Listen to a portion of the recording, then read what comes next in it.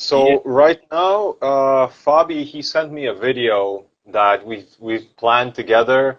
It's sort of like a 2 minute trailer of the land, and they shot it with like an action camera. He actually sent it to me 2 days ago for me just to see, because I did kind of like a script of shots which would be good for them. And then I came here to Puerto Viejo. They continued the shooting, and it's amazing. It's amazing. Once it's put out, I'll send it to you. They got the trampoline there. They got like shots of people doing yoga and different poses from the perspective of the person. And yeah, I see it. I see it. They're trying to get people to become investors, so the place becomes more of like a retreat center, so people can kind of come and experience a little taste of this off-grid living that they have. Hmm. So they're gonna do like a bunch of packages, for people's budgets, and then they're gonna do something in Miami. So yeah, I think the whole project is going well. I don't know Okay. what did I say last time? I spoke about the It's a. juicing. Yeah, that Hmm. was cool with the kids. Yeah. Uh, and then another thing was this kind of like this feeling of being like six of us in a truck, like a family, and the soccer mom van vibes where everything is kind of planned out for you, Hmm. and you're going from point A to point B, and you got your purpose. So coming from like a family where I didn't have any brothers or sisters, this Mm. was this was an experience where it was like a family all bunched up in one van, and there's no responsibility. Like, okay, we're gonna go juicing with the kids. I was in charge of filming, Hmm. and then it was like, okay, you do the filming. These people are gonna do with the kids. You get some vibes from the kids. You drink some papaya Hmm. juice. On to the next location. And I kind of felt as a projector, I kind of felt carried. That was one great Okay. experience. Kind of felt, integrated into a structure that someone else already has in place. That was a very good feeling, a very family feeling. Yeah, that togetherness, that family orient, when you're saying like coming from your background, you mean coming from like Croatia, like coming from where, or well, being raised around no siblings. Like, you're an only child as well? Hmm. So same for me. So I'm an only child. So, I've found solace in that solitude, and, being able to be alone without being lonely. But it is nice to be in those environments with other people in that way where you do feel that companionship with others. Yeah. So it's a lot different. You're saying it was like coming from your background, did it feel like it felt welcoming to have that different environment or that different element around you? Hmm. Um, More of like, hmm, the I think the main point is the the fact that it's kind of already structured, and the feeling of coming into something that is well thought out, well organized, well planned, very, like, yeah, feeling of safety, feeling of structure, that someone else kind of knows what they're doing, and you get into that. Because I've been around a lot of communities, I've been around a lot of experiences where I end up being the structure, I end up being the organizer, expecting I might be coming already into something. And these juicings were really like thought out, Okay. and yeah. So it's already established. So it's like you don't have to be the pillar or the foundation Mm, hmm holding everything together. hmm You don't have to be the glue that's holding it all together. Yeah. Okay. I can be the dancer. I can be kind of, you know. In the background. Hmm You hmm don't have to be on the front line, center stage. That's awesome. hmm That kind of does that feel like a weight off of your shoulders? Like just the pressure comes off? Yeah. Yeah. Yeah. Okay. Okay. Because what would you say, Dennis, like originally brought you there? What was the original allure or the pull that brought you in that direction? Hmm. Adventure and wonder, and I never been to the other side of the planet, and people, including you, people, including many others, are now closer, and I wanted to be like, also like this country is vastly different from any environment I've ever been before, and I wanted to put my body into a a very far location from wherever I've been so far, because you can't see the opportunity behind the next bend until you go to that crossroad and then look left and right. You can't see all the doors from where you're sitting. So I'm like, I'm gonna go there and just see what happens. The off-grid stuff was, I was kind of like, okay, I can help out with the children. I love being around children. Little generators, little pure generators have the best energy. They're just like, and they're going to be juicing, and we're going to be around them, and there's sunshine, and there's the ocean, and and I wanted to experience that. I wanted to experience just the feeling of I wanted to prove, well, not prove, I wanted to disprove some notions that I had about certain countries, about the other side of the world. The stereotypes that, let's say, Americans have about Europeans, and then Europeans have about Americans. So I just wanted to be like, I've I've I have so many beliefs in my life about other countries, other people, other professions, so many things already that I have been told should be like this from people who are either afraid or taught, or their fathers or mothers were, something happened to them from those people. And then every time I go into the experience that someone else said these people are evil, these people are whatever it is, whenever I went on my own, I was like, this is not scary at all. This is not, these people are amazing. These people are more civilized. This is better living than anything I've ever felt before in certain areas. So I just wanted to see for myself. And this is kind of like for everyone, like don't, like, advice is amazing, but don't take people's advice over putting your body into it and then kind of feeling for yourself. Hmm.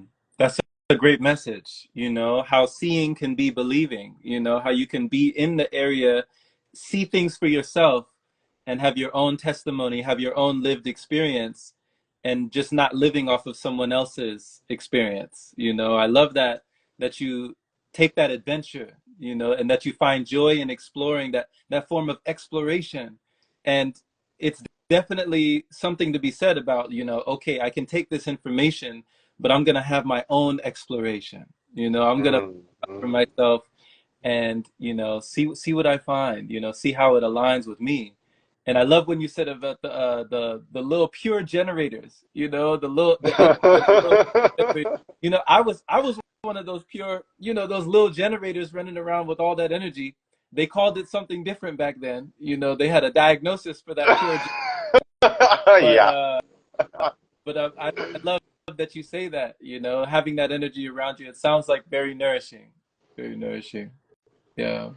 Yeah, the thing that you just said about, yeah, that's a thing. That's a thing in human design, that like ADD, bipolar, neurodivergent, autistic spectrum, all these things can be explained and just flipped on their heads when someone says you are, like, you have attention deficit disorder. That sounds disgusting. That sounds so debilitating and crippling and limiting, and like, I'm not that. I'm not that. You know what I am? I have an open head center. I have an open ajna center. I'm able to focus on many things. I'm able to see many different points of view that other people who have defined heads or, you know, stuck in tunnel vision, they can't. I mean, can't. It's more difficult for them. I have a lot of energy. Yeah, I'm a generator. I'm here to run around and dance and play and sing until I get exhausted and then I fall away to the wayside. But then another person is autistic. I'm not, don't get me wrong, this is not, these quotation marks are not to knock on autistic people. I'm also on the spectrum if you want to ask me like perfectly. These like people who are autistic, maybe you guys are projectors, maybe you guys are reflectors, maybe you're not here to speak until somebody asks you. You've tried your whole life to be healthy, you have all these diagnoses, like you say. No, you've never been recognized for the mutation. You're a little mutant baby, but then the mutant is another word that has ugly connotations because of the movies or anything. You know, like a little evolved being that has that the public hasn't seen yet, that people have not been around yet, and then it's kind of weird, and people are afraid. Yeah. So yeah, so you're a generator. I kind of suspected you were, right? Yeah, yeah. What you say is Mm. true. You know, every point that you just made, Dennis, that really hits home because, you know, even when you say that word mutant, for me, when I hear the word mutant, I think of the X-Men, you know? I think of the X-Men Academy. I think of Charles Xavier and Magneto and Jean Grey and like Cyclops and like all these with these abilities, you know, superpowers. And then when you say evolved, you know, I think of Pokemon. You know, I think of Pikachu and Charmander and Bulbasaur and Squirtle, and like they're using their powers. Like each one of them has their own unique elements that they're using to their own advantage. So what somebody might seize as a disadvantage, you flip that on its head and you're saying, no, this is my advantage. You know, what somebody sees as, you know, something, you know, susceptible or something that's holding you down, you see it as a superpower. What someone sees as a crutch, you see it as your form of creativity. Like, this is me, you know? So Mm. I love how you flip that on its head. You're like, no, I am more focused. I have more drive. I have more energy. What's wrong with that? You know? Mm. Mm. Yeah. Mm. Yeah. I wish. Yeah. Mhm. Go ahead. No, I was just saying, like, I wish I knew more about human design when I was younger, and that, you know, I didn't see certain things as a weight, you know, or as something that, like, I didn't feel like I could be great because I felt like there was all of this weight, you know? So I wish I had flipped that paradigm earlier, but I love what you said now, you know. Having those words back then would have done wonders. Yeah.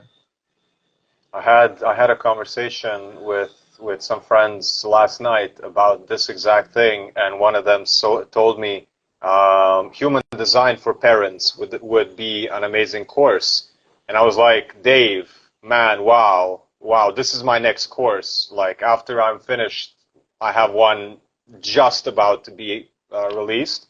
I have to record just a few more things, and then after that, I'm gonna sit down and type out like, if you're a generator, you have a projector baby, do this, don't do this. If you are a projector, you have a generator baby, make another house for that baby and sleep alone and and have distance with the baby. And you know, like if you know, and going back to, and I think this course is going to be like ridiculous for people because it's going to be simple, and yeah, we haven't had human design since we were children, and our parents, yeah, they didn't have it, but our kids are going to have it. And coming back to the X-Men, I thought about, is it Cyclops, the guy that has the thing, right? Hmm. Yeah, yeah. The beam that comes Mm-hmm. out. So I thought of him many times the last since I found out that I was a projector, and since I can feel, I can see what my presence and looking at people, how it changes them. I feel like Cyclops without the thing, and if I don't have the thing, I'm just burning through everyone, and nobody can take it. And then Mm. I remember him like coming face to face with Jean Grey when she was in her full power before exploding, before going full nothing mode. And she kind of took his glasses off and looked him in his eyes, and he was blasting it in her, and she kind of used her fire and psychic powers to kind of, she was able to take Yeah. it. And it's almost as if like, okay, this is the fire, this is the spirit that I require, well, in other people. When I'm looking at them, they need the fire that Jean Grey has in order to withstand my gaze. So then I'm looking for people with that spirit Yeah. to be able to withstand. Yes, yes. What a beautiful illustration. Like, I love that analogy. You know, the way you illustrate it is perfect. It's like, yeah, when he had his glasses and even the red glasses, like it protected others from him. You know, he thought that he was helping others, you know, not by not being destructive because he couldn't take off his glasses. So whenever he had his glasses off, he would just close his eyes really tight, you know, shut his eyes so tight because he didn't want to hurt anybody because his gaze was, you know, it was powerful projection. That projection of energy was powerful and people couldn't handle it. So when he closed his eyes and then he, you know, she said, no, no, open your eyes. I promise Mm-hmm. you won't hurt me. I can take it. And he opened his eyes and like you said, she used her power to hold it back and they were able to gaze in each other's eyes. That's such a beautiful moment, you know? And it's like, to be able to do that in the real world, to see someone and have them see you and to really feel that you are seen, I mean, it's gotta feel amazing, you know? Yeah, yeah. So, you know, being as sensitive to energy as you are in this place that you've never been before, like how do you feel the energy of others feels like out there versus where you were before? Like how does it feel? Last time we spoke, you were in Spain. So from Spain to Costa Rica, are there, you said there's still a big difference? Mm-hmm. The fact that there's so much nature around really helps. The fact that I'm able to put my feet on the ground wherever, almost all the time. The fact that sleeping outside, um, in a tent is like fresh air through the night, less, you know, waking up and walking around. The ocean really helps, and much less EMF. So let's start off by saying that all the energy that I might feel and absorb gets discharged much quicker because I have all this greenery around, and I have also the sea where I can sit at the beach and just project everything out into the the Atlantic, or which just the ocean. I don't know if it's the Atlantic. It's just intense nothingness, and just look at it and be like that. So that's definitely a thing. People are more free. They're much more carefree, less structure, less. When they say off grid, it's it's much more literal in a sense that when there are no more when there are no tall buildings around, you don't feel gridded. You don't feel the the 90-degree angle kind of poking you in your eye wherever you go. That was kind of like, here everything is curly and organic and wavy, and there's not a lot of, you know, even the buildings, like some of these places have like triangles for gates and like circles for doors, and this is amazing. That this type of architecture really it's hydrating it's hydrating to look at instead of the. So this is one of the biggest, like one big thing is there's, let's say in Europe, there are cities like Stockholm has a lot of greenery. Lived there for 3 years. Dublin has a lot of greenery. Lived there for 2 years. And in Spain, I was for 4 months. It also has a lot. These are places with a lot of nature, but the ratio is kind of like mostly um, 90-degree buildings. Everything is aggressive to you in a way. And then here and there you have some nature. Here it's mostly nature. And when you have settlements, they're very integrated. They're very much more primal, much more. There's a lot of notions about living that we just don't need. That we thrive on less. That we thrive on space. And you know that's in Tao Te Ching, like the room is useful in its emptiness. And here, all of this, I think cities are just way too crowded. I think there's enough space in this world for everyone to have enough space so their aura can breathe, but then you can walk 5 minutes to your neighbor and have a chat with them. So I feel this is the big thing, the space here. Just the space and the ability of nature to absorb tension. Yeah. And then on the other hand, there there is more, how should I say?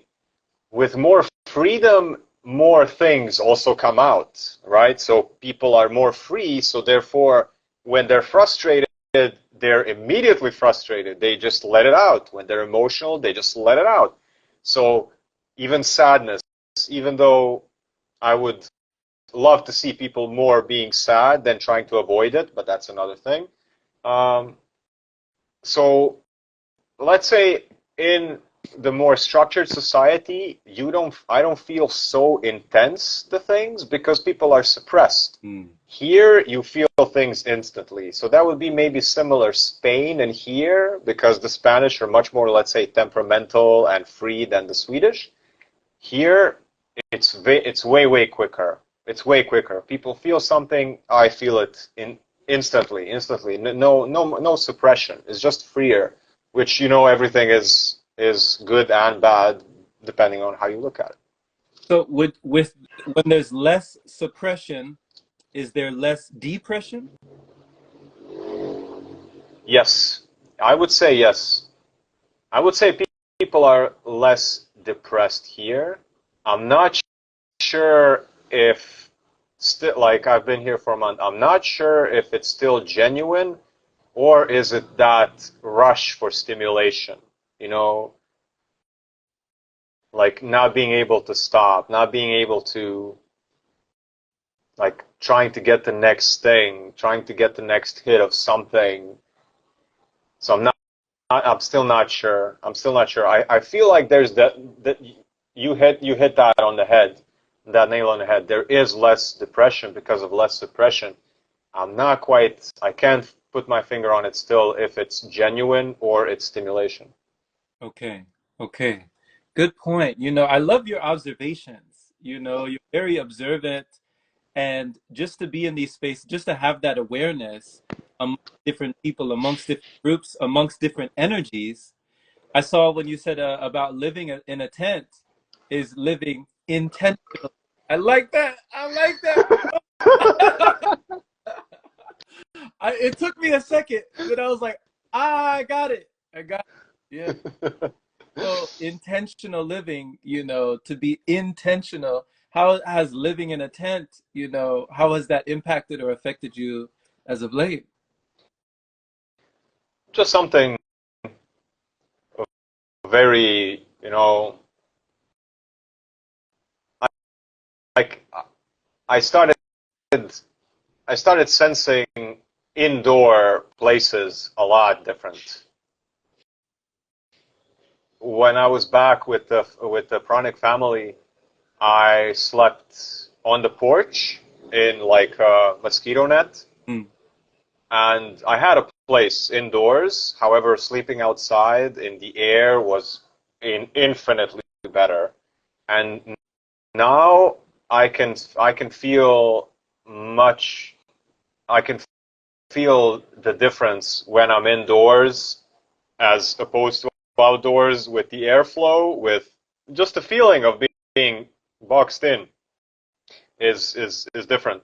Even though a tent is also kind of like a closed off space, it does have, you can open it and then it has the hole on the top, so there's constant airflow. So I feel like I'm slowly spoiling myself in a different way where now it's it's like being like on a what's the word? on a solid food vacation and then going back to solid food, and suddenly it's not the same thing until you try being without it. And now without walls, with feet on the ground every day, with fresh air, and not sleeping in stale air, indoor air, like I don't know, maybe I've reached the threshold where maybe going back to indoor living is not going to be an option anymore. I'm not sure. I'm going to have to try. Wow. See. Wow. So being in nature in this way, you feel like you've been spoiling yourself in nature? Like, does it feel like luxurious? Mhm. Is it a luxury now to just be outside, to be in nature? Now, being inside, being with the walls, being enclosed, being in shelters, it doesn't feel like as luxurious? It's a luxury that I feel many don't even see as a luxury. I feel like I can trade. I feel like I can trade most of the things that society and the world deems as, oh my God, I want to make money so I can afford this. I don't want these things. I don't want these things. I don't want to, this is luxury. This is because it's a different thing. Uh, you know how there's an adaptation curve when you quit weed, when you quit stimulating foods, where you feel like, am I ever going to have fun again? Mm. Am I ever going to have fun again if I don't smoke a blunt? If am I ever going to taste something amazing if there's no salt on it? And then after the adaptation period, the thing before is now rape. It's rape. And now I feel that the most things that I've deemed luxurious back in the days are now just raping me. I'm just like, it's too much. It's too much. Like simple things like ripe pineapple versus unripe pineapple. Unripe pineapple is rape. It's raping my mouth. It's not. I'm gonna try to eat it, but it's not gonna be the same thing. Same thing with weed. Same thing with some other things. Wow. Wow. So it's like when your taste buds or when your senses have been desensitized for so long and then you let go and it becomes resensitized. Now it's like what used to feel like you used to relish this. You used to just now it's rape. You Hmm. that's I mean, and that's like a harsh word. That feels like you're being violated. So That's there's like a that's what I see. I mean, I know you see it too, that a lot of things that are deemed fun are violent to us. A lot of things that we see as fun and enjoyable and even family activity, like sitting down to overeat or getting together to drink. These are all things that we all did. I did it to the ridiculous amount. I was addicted to everything you could be addicted except for hard drugs in this world, and it was fun. Wow, you think no? So there's so many things which this is one of the hardest things for me to realize now. I don't like. I'm really up for speaking things into existence, and I don't like to speak, against things that I don't want to propagate in the world. I want to speak about things that I want to see more of. However, I just want to say that right now I'm struggling with accepting how much of what the entire world deems as fun and fulfilling and enjoyable is actually destroying you. So, wow. Wow. And when you're speaking about this, it really feels like it comes from a place of, you know it firsthand. You've experienced it, you've learned the harsh lessons, and they say that experience is the harshest teacher because it always gives us the lesson after it gives us the test, you know? So when you're talking about, you've been addicted to everything except for hard drugs, what do you feel was the most challenging addiction to either break or to release? What was the most challenging? oh, that, I think it's weed. I really think it's Why weed do you say that? because there were all these hooks inside me where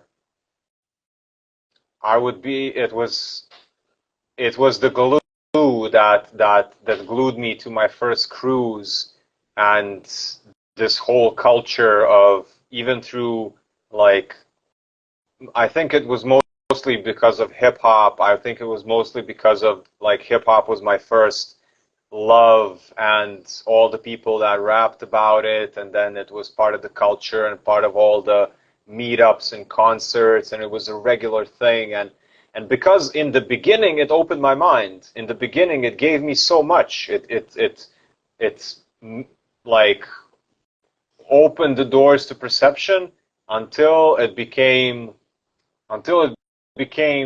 regular as smoking a cigarette and chasing the high that was in the beginning. You know, the laughing when you're a teenager, when the blood pressure just blows your mind away, and you're laughing because what is this? What is this? And then if I only had, I I could own a huge land here if I had all the money that I smoked in grams of weed right now. I could. I have no idea how much land could I have owned. It was multiple joints a day while playing video games, and then when it started becoming debilitating, when I started, like, I would smoke a joint and then I couldn't breathe. My whole body would go into this mode of too much, you know, a nervous system activation. And then I would look I would look up videos of Snoop Dogg smoking 7 blunts every day, and I would be rolling another one, and I'll be going, no, I'm delusional. If he can do it, I can do it. That there's no. And I was like, why am I not listening to the body just now? Look at what state I'm in. Why can he do it? I don't know why he can do it. Maybe he's also delusional about his own life, and he shouldn't do it. I don't know why. Maybe it's a marketing thing. Maybe he smokes just one and then makes a reel to make it seem like it's 7. It doesn't matter. It really doesn't matter. But it was so much what we're saying, you know, how much it's flipped what we think is good for us, how we don't even know where inside of us to ask, is this good for me or it's not good for me? What inner authority do I listen to? And what I was saying earlier was, there were all these hooks of having fun on weed, smoking weed, playing a good FPS, smoking weed, and watching an amazing anime, or, you know, like martial arts, anything that has these types of vibes that I know you resonate with the mutants and the storytelling and just the world building intensity, vastness that you can get into. Or you're listening to music, you put your headphones on, the bass is just like, oh, your whole body, you can feel it. All the parties that I felt, the subwoofer just hitting you in the chest while you're high, it just reverberates. You just felt everything different. The sex, the intimacy, the touch with your partner just felt, you know, it felt like you can feel the chi gets activated. It's like doing qigong for an hour in just 5 seconds of smoking it. It circulates everything. But then, if you always need that joint to feel this type of way, then the hardest thing was, how am I ever going to watch anime without smoking again? How am I ever going to eat this meal without smoking? However, how am I ever going to enjoy this type? It really put me in my body. It really embodied me, made me feel energy, my own, my partner's. And then the hardest thing was, am I ever going to have fun again in my life if I don't smoke again? And then the period, you know, you stop it, and then it's, you just recognize all the things that you've been avoiding by being constantly high, constantly. You try to feel sadness. No, I'm not going to feel this sadness. I'm going to smoke this joint. I'm going to eat this. I'm going to play these video games. I'm going to avoid and avoid and avoid and avoid. And you're going up and you're going up, and you feel it's going to go forever. It's not going to go forever. You're just setting up the worst face plant in the history of downfalls. And then, so the earlier the earlier you start battling it and releasing it, the easier it's going to be. Yeah, I don't have a conclusion. It was the way that the way that I defeated it is just creating, just channeling it, just making content, making artwork, moving my body, talking to people, just day by day, and slowly, like taste buds, things adjust, your hormones adjust, you find other ways to to to fill up your day and find the happiness is different. The happiness is no longer I need to get high and then I need to get high, you know, and this is the high point. The high point is almost, it's very rare that I get to these states that I was when I was high, you know, these euphoric states. But now the the baseline is higher. The regular state that is maintained throughout all existence is much higher, much stable. It's a it's a different reward. It's like lower, it's like chronic happiness, chronic low level, you know, somebody's chronically anxious. So this is kind of like chronic low level happiness underneath everything, just this stability. And this kind of ties into what I've been speaking about, that I see that people chase happiness in all these things that are injuring us, because even an injury is stimulation, you know, even drama is connection, even any emotional turbulence, any energy moving through you is kind of better than nothing for most, kind of better than not just sitting there and breathing. But I can tell you, if you get to a point where breathing is amazing, like there's not many things that you can't enjoy after that. Wow. Wow.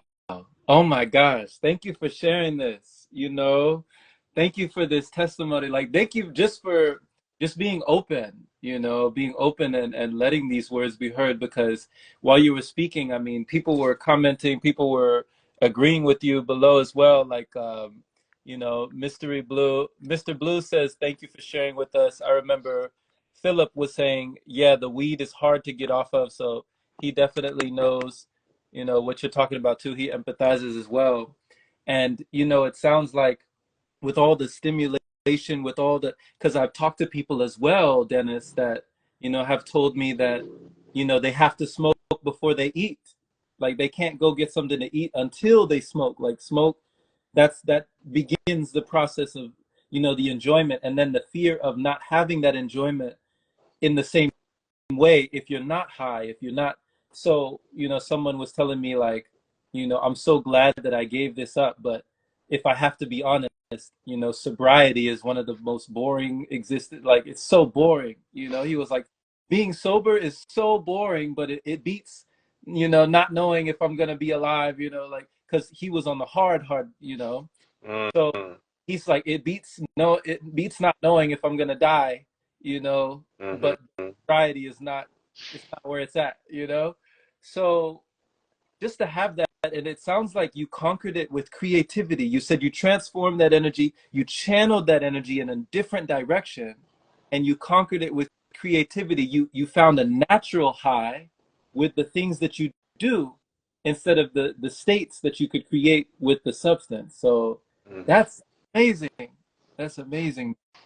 Yeah. Yeah. And I know it touched somebody to hear that, because we all go through it in different ways. I went through it with the video games, like you were talking about FPSs. For those who don't know, that means first person shooters. So like your Call of Duty or your Battlefield, and like all of those games where it's almost like you don't realize what's happening in the mind. You don't realize what's being done over and over and over again. You're just kind of trying to get your KD up, your kill death ratio. You're trying to increase it, right? And it's just all about the stats, the next weapon, the next loot, the next level. And for me, I spent so many hours in that video game world, so I empathize when it comes to that virtual reality of finding that that was my escape, you know, for so many years. And it felt like a drug to me without anything else. Like it was just straight, I was just injected into that screen. So I know what you mean. Yeah. Yeah. So you're saying that was on top of it. Go ahead. That's like, now that I look back at it, I remember one of your podcasts or interviews way back when you spoke about video games, and you said that if anything that the video games have taught you is to try again, you know, start over, press play once again. That was amazing. And I only after I've quit the video games, I know there's a lot that I've gained from that. I know there's a lot, just like with any stories, just like with anime, with, you know, with RPG games, you know, how do things progress? You repeat simple tasks over and over, you gain experience, then you level up a little bit, you know, there's many crossovers between RPG games and real life. So that's one of the things that has helped.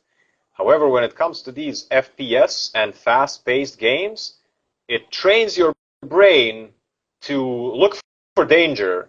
It trains your eyes to scan the horizon looking for the threat. I've realized that this is what has happened to me. And the screen is where your eyes get locked in. Like now, after I've spent so many hours in front of the screen, and in addition, in front of the screen being high, which makes you hyper alert, and everything that gets imprinted is like hyperspeed. Now I have to kind of do things like, you know, I have to rebalance my entire vestibular system for my nervous system not to be like, because I was very good at some of these games, like Overwatch, like some of these games where it was like 6v6, Yeah. where you have to basically have 360 vision. You know there's 5 people behind you, they're supporting you, there's 3 guys over there, there's an objective over there, you're in it. And I'm not saying like, I feel like I would have a great advantage over most people if I was put in a situation, in a life or death situation. But in 99% of my normal life, I don't need those types of eyes. I need restful eyes. I need to be calm, not looking for, is there a grenade over there? Right. Right. You know, and even as you mentioned Overwatch, like Dennis, you just triggered like 1,000 memories. You know, you triggered so many memories in my mind, like the characters that I used to play, like Lucio. I used to play Winston, Moira, who else was it? Zenyatta. And then Mm, I realized that these were all like support characters. You know, a lot of the characters that I played were healers, they were support characters, they were trying to help the team. They weren't out in the front, you know, attacking people head on. They weren't really the tanks all the time. They were more the people in the back lines that were just helping assist the other people. So I was like, oh, well, how can I do that in life? You know, how can I be one of those helpers, you know, one of those healers in life, you know? So it was like beautiful to see that and to beautiful to be that. Yeah. mm. Yeah. So thank you for bringing those memories back, you know. And also something you said earlier really triggered me when you said that you're rolling up these blunts or these joints while you're watching Snoop Dogg roll up another one or smoke another one, and you're almost in competition with Snoop Dogg. But then in the moment, you ask yourself, "Am I being delusional? Do I know what I'm doing right now? Should I really be doing this?" And one of my friends, I remember when we're no longer that close today, but he had been eating edibles, and they were the brownies, and he was already gone. You know, like SpaceX, he was already gone, but something told him he to this day he will swear a voice told him eat the brownies, eat the brownies. He had already, like, he was already gone, but there were more brownies in the fridge, like there were more brownies in the tray, and it was like eat the brownies, eat the brownies. He's like, no.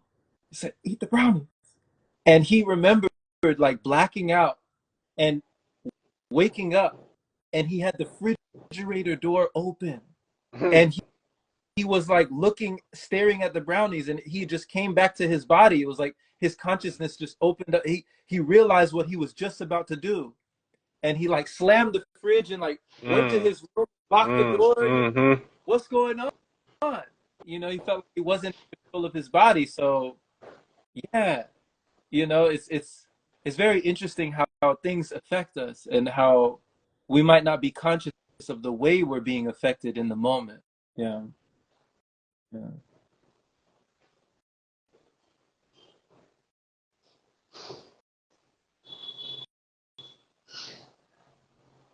Yeah, when you say competition, mm, it's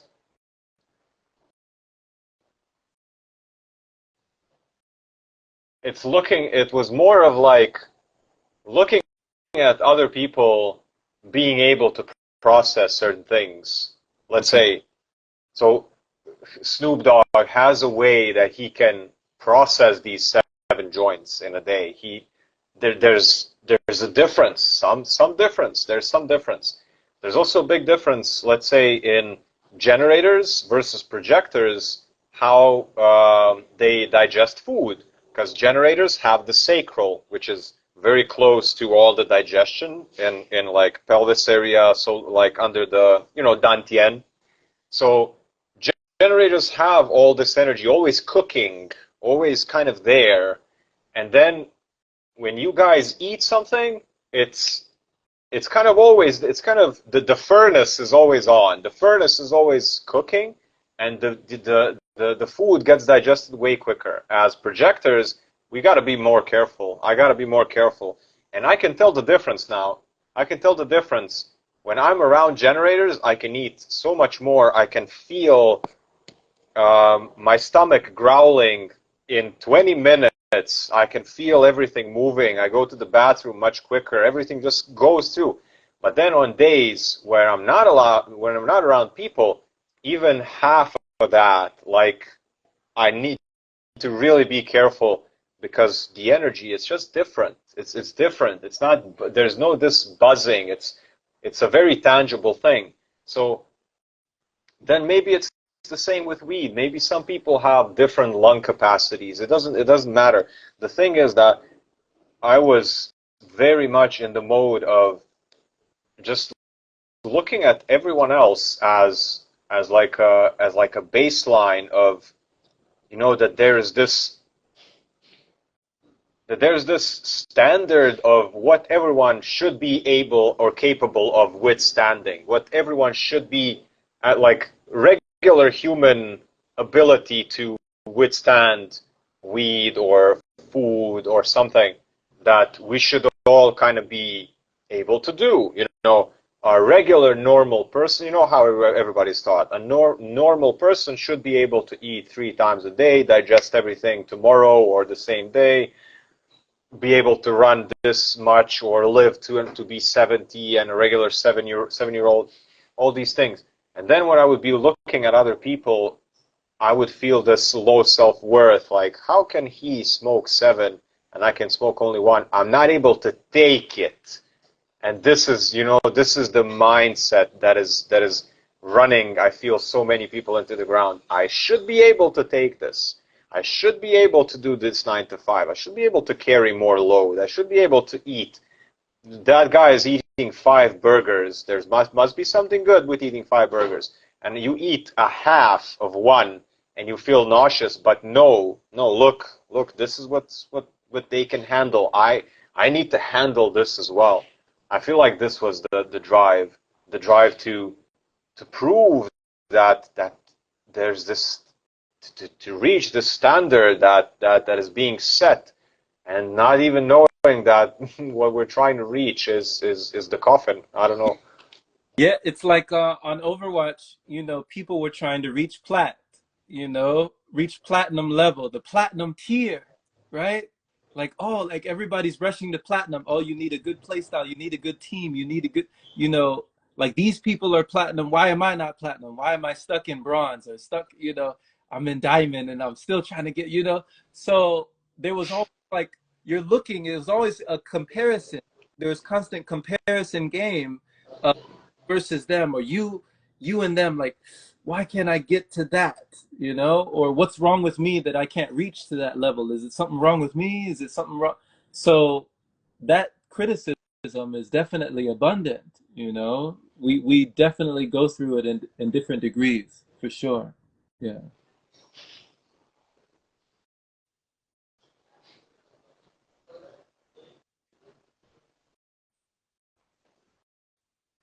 I have a Go. question. I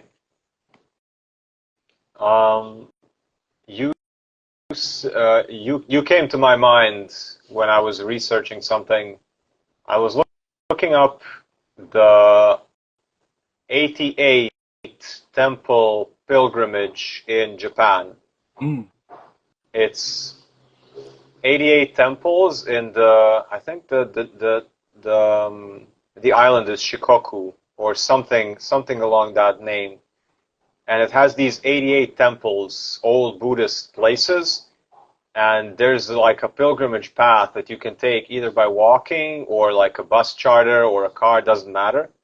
And you can get like a traditional robe, a traditional hat, a staff to walk. There's a book to put up stamps, and you basically visit all the 88 temples, and you get all these stamps. And I was when when I was thinking about, okay, I've been to a lot of different countries in the world, and I was thinking about what led me to these countries. Was it, and I realized some of these places that I've been, I've mentioned Ireland and Sweden and Spain, and I've kind of went into how many of these places was I drawn to from my, like, you know, my center of my magnet pulling me there, or it was someone else mm, or something else or some should in my mind. And I realized that I don't know where other than Japan that is pulling me ridiculously since anime, since everything. And then I'm like, okay, there's definitely Tokyo as like this place of where most anime gets drawn, all the cultural stuff. But then there's also the rural Japan, the temples, the Buddhist stuff, the Qigong stuff, the martial art places, the places where they make sword, all the blacksmiths and the nature, rice fields. mm. And then I kind of looked it up and saw, okay, there's this pilgrimage, 88 temples, and it says kind of like it takes 12 to 15 days if you use walking and you use trains and buses for very long instead of walking routes. However, you can do a walking pilgrimage and it would take you 45 days. It's more expensive, but then it says, okay, it's more expensive because you have to get more places to sleep along the way, and you have to get more food because it takes 45 days. But then I was like, this estimate of how much money it would take was for somebody in like regular diet regimen and somebody who needs closed spaces to sleep in. And then I was like, if I have a tent and if I'm on the diet that I'm on, which doesn't require, I'll be like, what, a papaya a day or on liquid days, who knows? If I'm doing something with purpose, if it's feeding me sole purpose, if I'm moving a lot, you know best what I'm talking about.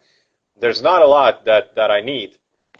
And then you came to my mind because of the shakuhachi flute, because of the qigong, and because of your religious walking. Yes, yes. And then so many things came to mind. Like I know that if I'm ever gonna do this, and I'm really in the process of spinning it in my mind and kind of seeing how and when am I gonna do this. I know that for sure I'm gonna save enough money so I have mobile internet the entire trip. So at every temple I can do a live, I can do a movement session, and that can be transformed into content. That could be one day a series on YouTube, all the people that I meet. And then we have so many similarities. And then I was like, well, Jerome walks a lot. I'm I I feel so much resonance just talking to you. Maybe he would be interested in doing this longer 45-day journey where, okay, I would have to train to get to your level of walking 3 to 4 hours a day. I'm still not there. But let's say we project it into the future and say end of summer we're doing the pilgrimage. Right now, if I start, I could be able to walk 4 to 5 hours every day. I would train my body to be able to do it. And then I would be like, imagine we get there, we do a qigong session that gets put on your channel, on my channel, all the people we would meet. I would buy a flute just like yours. We don't need a lot of food. We would be walking, seeing nature. If we don't feel like walking, let's sit on a train, end it with Tokyo, and just I thought of you. I thought that would be a good adventure. I don't Well, know. sounds like a great adventure. Yeah, yeah, sounds awesome, man. You know, sounds awesome. I never even heard of that. The 88 temples, 88 Shikoku. You said Shikoku? Hmm. Okay, beautiful, beautiful. Yeah, that sounds right up my alley. You know, adventure. You get like you said you had the book with the stamps, and you get to go to these places, visit these spaces, and see brand new faces. You know, people just meet people and greet people. I love it. I love it. So, yeah, that thought just came to you, or you had that rumbling around for a little while. Um, it it came to me because we spoke about Japan. We spoke about their level of humility and the way that they approach people and this different vibe. And it came to me when I thought I was like, I want to do this alone. I want to do this as something. I know I want to do this because I feel so drawn to Japan. Mm.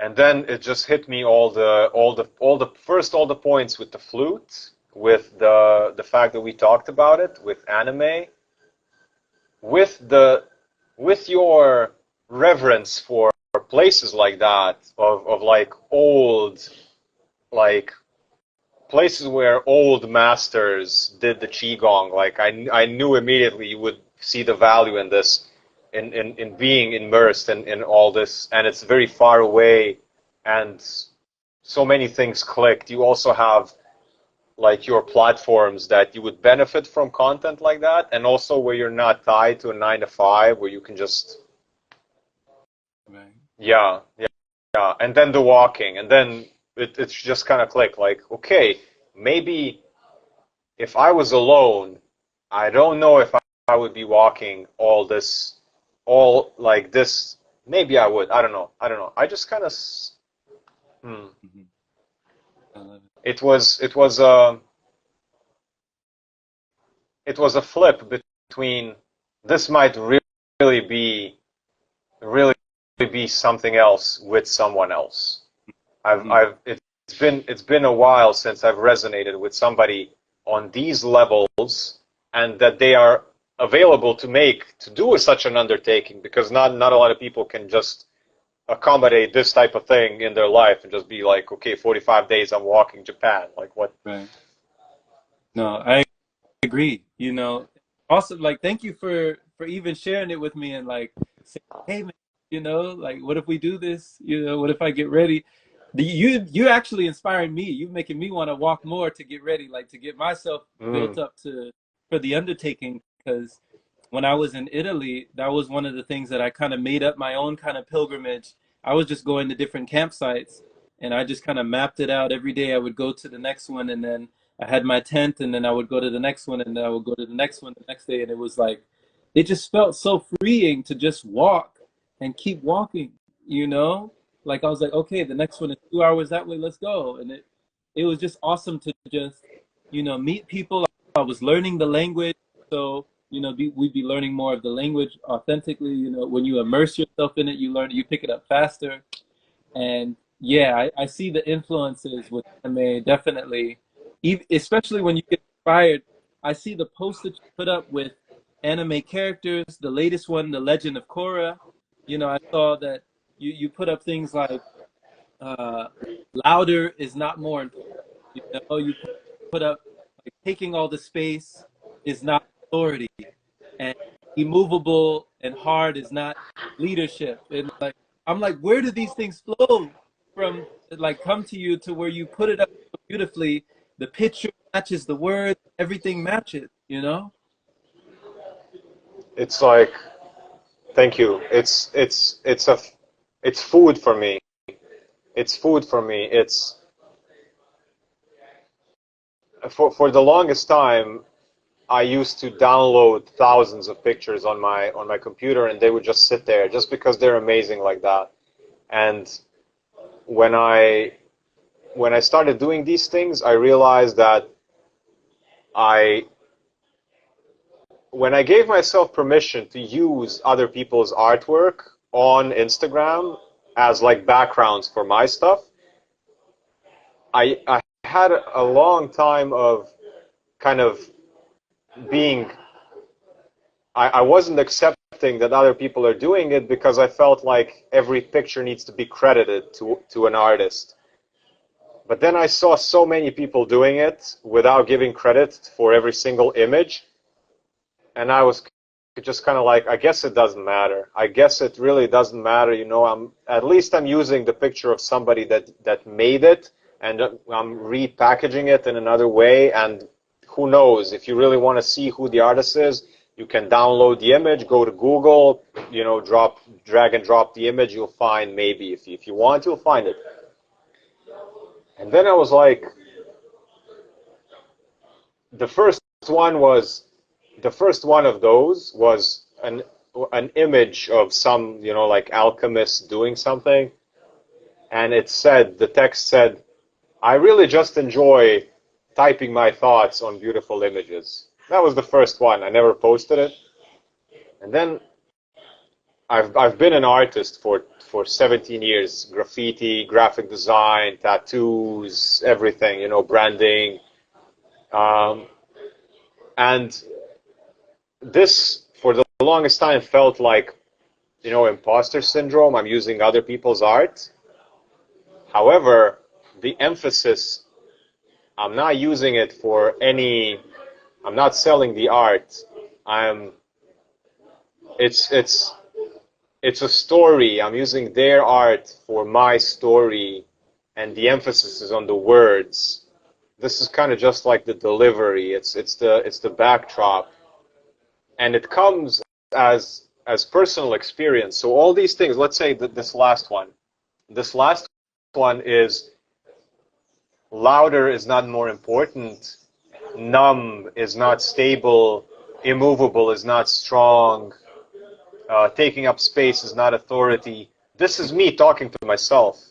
This is me speaking when I see when I feel a very loud person trying to take up as much space as possible, trying to lead with force, I feel low self-worth, because if I try to be loud in that sense and get the attention, hey, I know better, it doesn't work, because projectors are not in that, and I don't want to be the leader in that sense. I don't want to get to any place in those means. That's domination. That's the old way.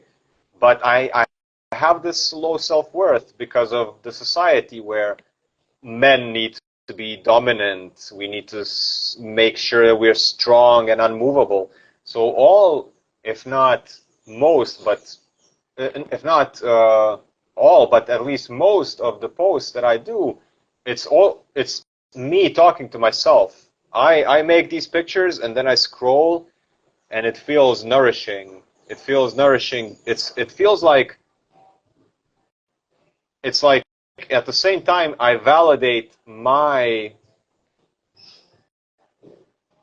recognition of what is aesthetically beautiful, because I'm looking at, like, wow, look at how beautiful are these pictures that I have picked out.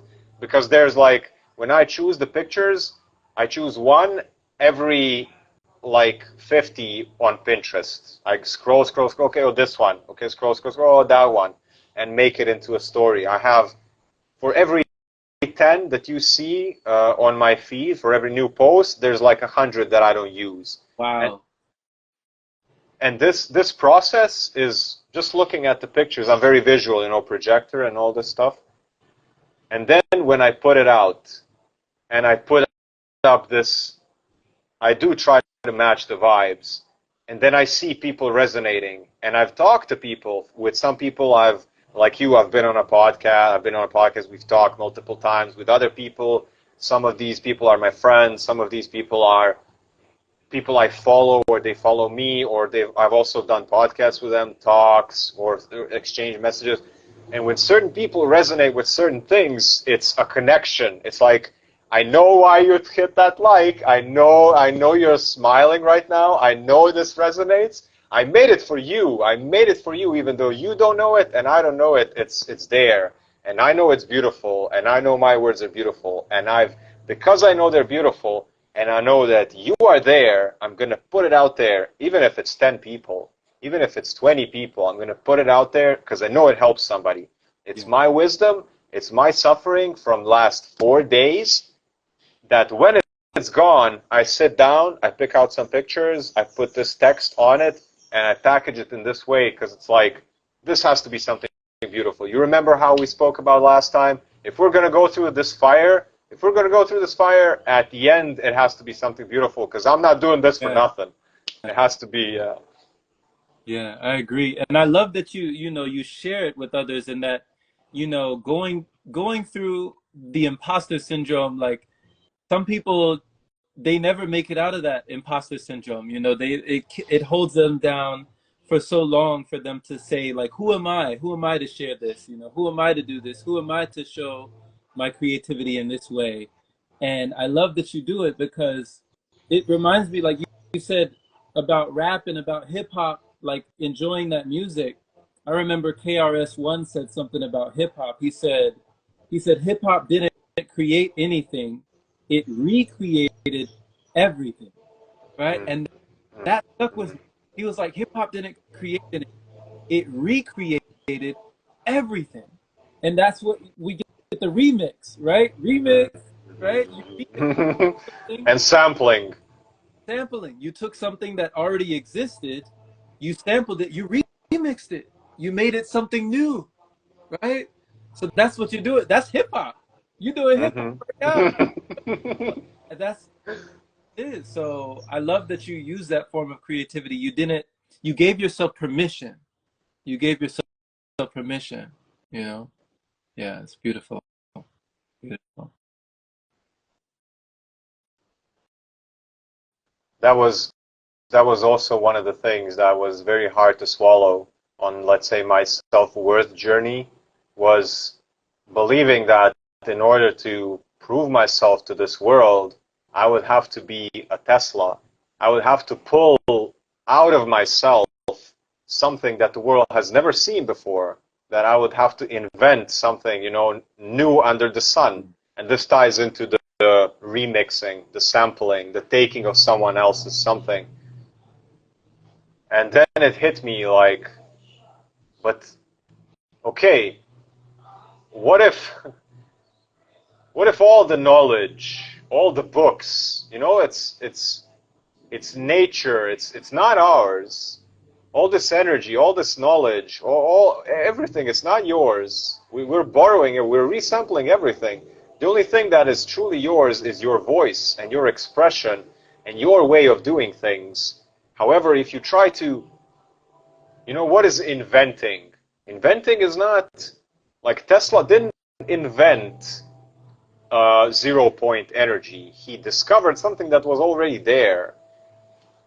So if I put my self-worth into trying to materialize something that's not already somehow present, I'm gonna burn out, because there's no such thing. There has to, in order to manifest something, it has to already kind of, you have to have the support from the universe. Right. And that was my ego, because kind of like, I want to be the one that has created it. And you want to know, I'm just going to say this, and we will go ahead. You want to know the beautiful part is now I feel amazing when I get people on my podcast, because what am I doing? I'm getting someone else's voice. I'm using myself to amplify another person's creation, another person's something, and that feels better than all of this before. It doesn't have to be mine. I could be the support character. I could be the Mercy in Overwatch. Just going there, hitting right click, amplifying damage, hitting left click and healing. I'm good with that. I'm good with that. Yes, yes. Like, yo, a team with a Mercy, yo, had no mercy. There was no mercy in the team. Bro, she had that beam. She kept a steady stream. You know, mm, mm, you have Mercy on your team, bro. You could do damage. You could do damage. mm, mm. And, you know, you just, like, you're giving me images of the teamwork going this way and that. And just, like, you're trying to hit her. And it's like, you can't hit her, you know? So Mercy is like, it was just such a parallel. I love the way you say that. And it's awesome because having that collaboration, having that community, bringing together something and creating something new, and stepping aside, allowing someone else to shine, allowing someone else's light to glow and be luminous, and you just kind of being there, you know, in the moment to witness that is beautiful. Is beautiful. And just to read just a few of the things that you put up, it's like you said, numb is not more stable and sustainable. You said polite is not harmless and safe. Mysterious is unclear and loving. Varied for like unending. Flexibility is adaptability. Those who adapt move on. I was like looking at this, I was like, yo, speak lightly. So light can hear you. Speak slowly so earth can hear you. Speak in tune with your breath so spirit can hear you. And then speak in rhymes so your mind aligns. I was like, come on, bro. It is, come on. So it really is enriching. It's empowering, it's but it's also enlightening. You're lifting people up with your words and just keep going, you know? Yeah. And you're doing the same. You're doing the same with these podcasts. You're holding the space. You're giving people a chance to shine. So I know you resonate because of that, and I really admire you for that as well. The open palm, like you say, it's like you're holding people in this palm, like.